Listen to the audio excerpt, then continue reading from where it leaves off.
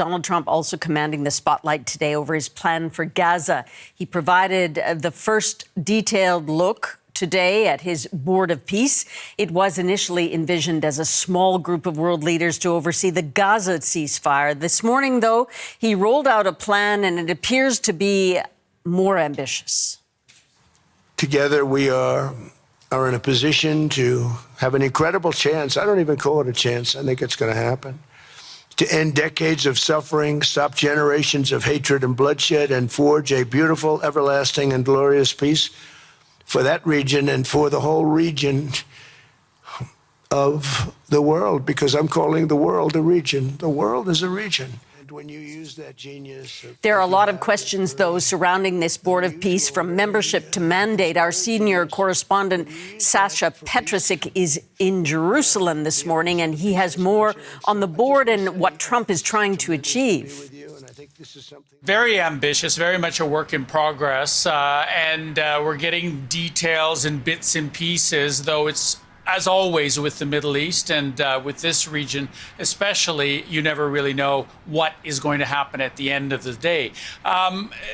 What they're starting with is the idea of rebuilding Gaza. But in order to do that, you need to stop the fighting there. It has decreased since the ceasefire 3 months ago, but it has not stopped. So many steps need to be taken before they get to this idea of rebuilding Gaza. And that was very much part of the presentation there today.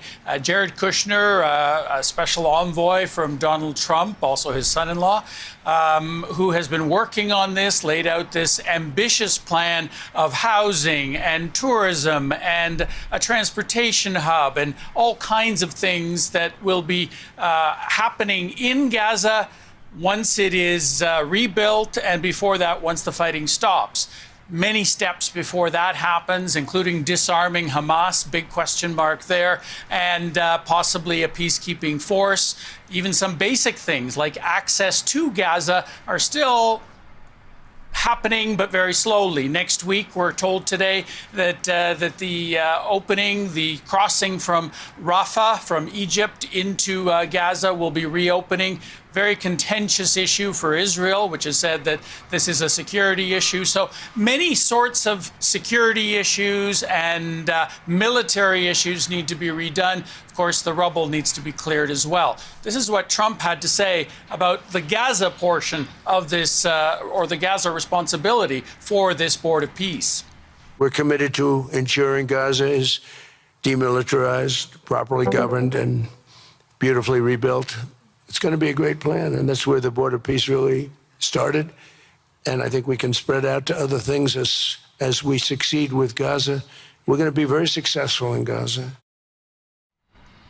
So he's talking about Gaza being turned into a beautiful place, in his words. But that's just the beginning for this Board of Peace. Its mandate, as he envisions it, although it hasn't been actually released as an actual mandate on paper, as he envisions it, it will then move on to bringing peace to the entire Middle East, and from there, peace to the entire world. So, as I say, very, very ambitious and very much under the control of Trump himself. He is the chair. He gets a veto on many things that are to be done. He decides who will replace him once his own term is over.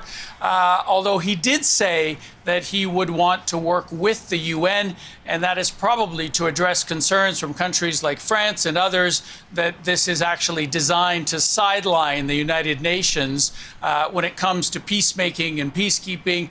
That is our senior correspondent, Sasha Petrusik, reporting for us this morning from Jerusalem.